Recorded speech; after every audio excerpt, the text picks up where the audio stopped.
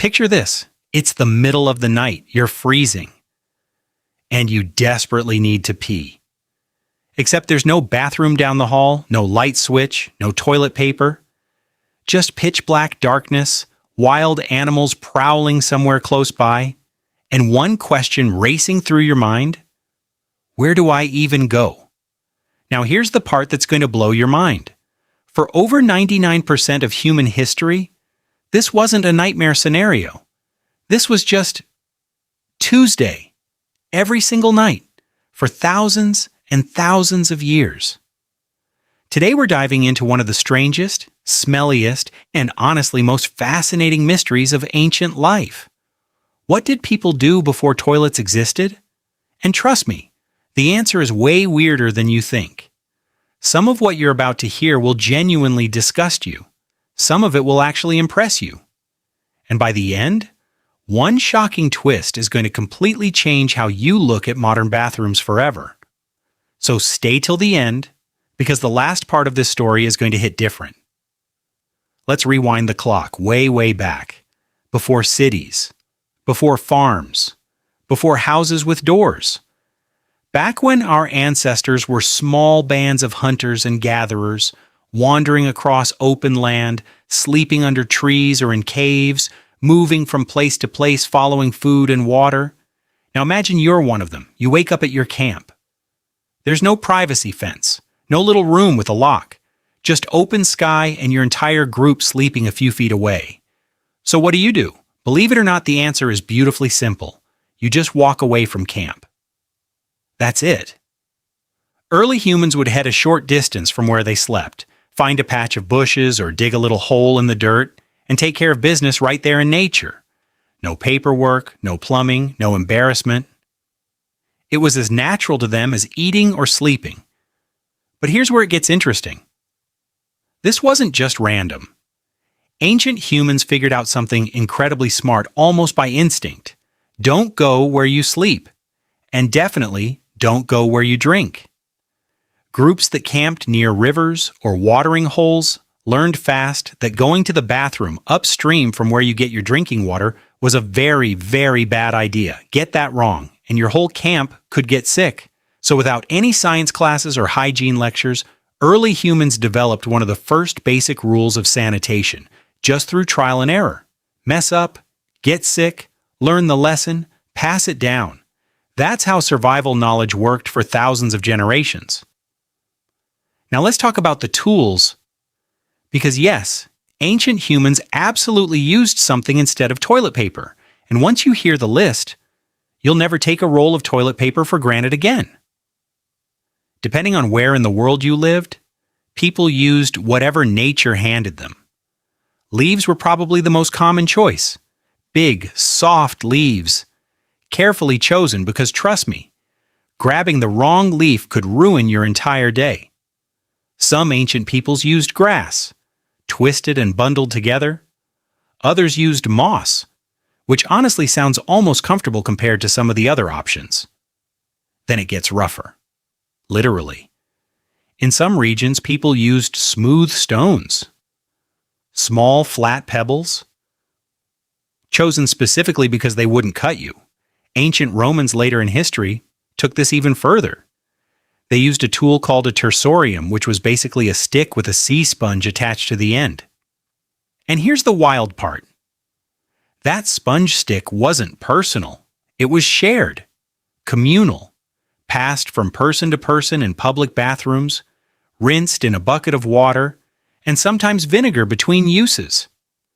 Imagine walking into a public restroom today and being handed a sponge on a stick that 50 other people already used. And yet, for the Romans, this was completely normal, everyday life. In colder climates, some ancient groups even used snow. Yes, snow. Cold, effective, and always available in winter, even if it sounds absolutely brutal. Now, you might be wondering, did ancient people worry about privacy at all? Surprisingly, yes, but not in the way we think of it today. In hunter-gatherer groups, going off a little distance from camp gave a basic level of privacy just by physical space. But as humans started living closer together, especially once farming began, and people settled into permanent villages, privacy became something people actively had to create. This is where it gets really clever. Some ancient farming communities dug simple pit latrines. Basically a hole in the ground, sometimes with a small fence or wall of woven branches around it for privacy. This was one of humanity's first steps toward what we'd recognize today as an actual toilet, a designated spot. Away from living space, reused instead of wandering randomly. It might sound basic, but this was genuinely revolutionary thinking at the time. And then something incredible happened. As ancient civilizations grew bigger and more organized, some of them developed shockingly advanced systems. On the island of Crete thousands of years ago, in a place called Knossos, archaeologists discovered something that will completely surprise you. A flushing toilet, yes, a flushing toilet built roughly 4,000 years ago. It used water channeled through pipes to wash waste away, long before Rome, long before medieval Europe. An advanced civilization had already figured out flush technology, thousands of years before most of the world even had the concept of a bathroom. The ancient Indus Valley civilization, in what's now Pakistan and northwest India, did something equally mind-blowing.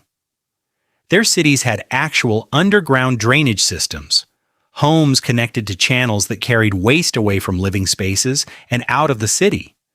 This was citywide sanitation planning from a civilization that existed roughly 4,000 to 5,000 years ago. Think about that. While plenty of the ancient world was still squatting behind bushes, these engineers were literally designing sewage systems. But let's bring it back to something even more relatable. What about at night? What did people do when nature called in the middle of the darkness, with predators lurking and no flashlight in sight? This is where chamber pots come in.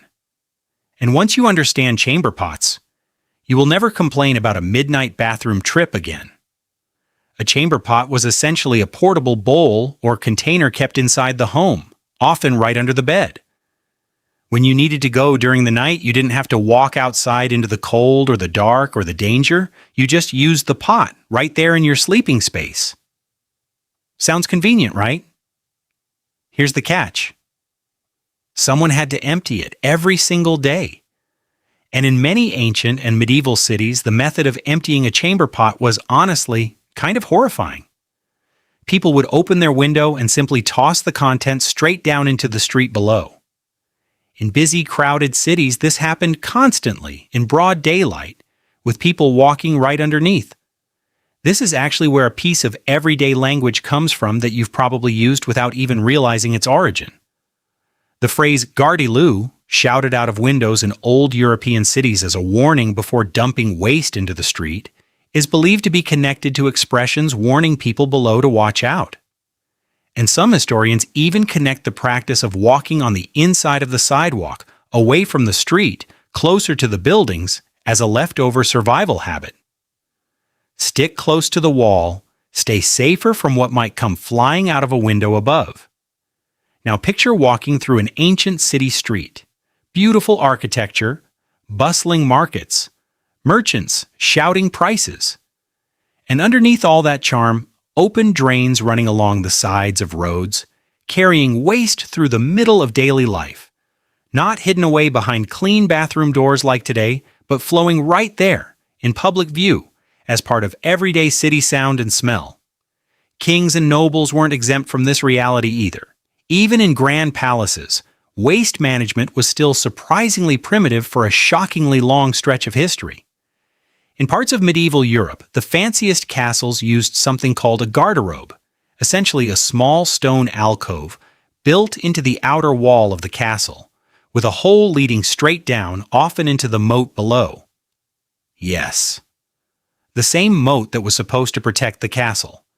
In some castles, that beautiful defensive moat doubled as an open sewer. Here's a detail that might genuinely shock you. Because garderobes were narrow chutes leading outside the castle walls, they occasionally became a security weakness. There are historical accounts of castles being infiltrated by enemies who climbed up through the waste chute because defenders never expected anyone to crawl in through, well, that. Now let's slow down for a second and really imagine living this reality. You wake up in a village a few thousand years ago. There's no bathroom in your home. If you need to go, you either walk to a designated pit outside, use a chamber pot indoors, and deal with the smell until someone empties it. Or in a city, you navigate streets that double as open drainage. Hygiene wasn't something you thought about with hand sanitizer and disinfectant wipes. It was something you survived by instinct, by community rules, and honestly, by just getting used to smells that would make a modern person gag within seconds. And yet, despite all of this, ancient humans were not stupid. They were resourceful. They noticed patterns. They figured out that clean water needed to be separate from waste. They engineered drainage systems thousands of years before modern plumbing existed.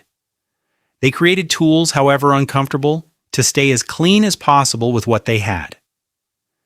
Every single gross solution you've heard today was actually a clever survival adaptation, built by people with zero access to the technology we take for granted.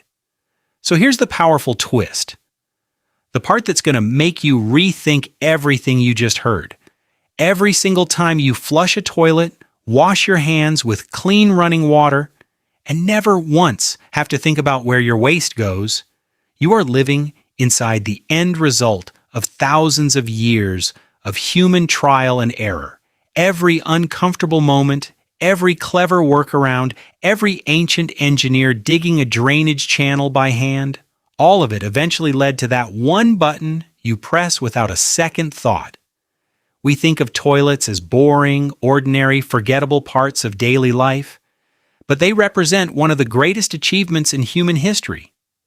Clean sanitation has saved more human lives throughout history than almost any other invention, because it stopped disease from spreading the way it once did in overcrowded ancient cities with open drains and shared sponge sticks. So the next time you sit down in a warm, private, spotless bathroom, take 1 second to actually appreciate it. Somewhere back in time, an ancient human was squatting behind a bush in the freezing dark, hoping nothing was creeping up behind them, just trying to survive one more ordinary night. And that ordinary struggle, repeated for thousands of years by billions of people, is exactly what built the comfort you get to enjoy without even thinking about it today. That's the real story behind something we never even talk about. The most basic human need in history quietly shaped cities, castles, civilizations, and even the words we use today. And now, you'll never look at a toilet the same way again.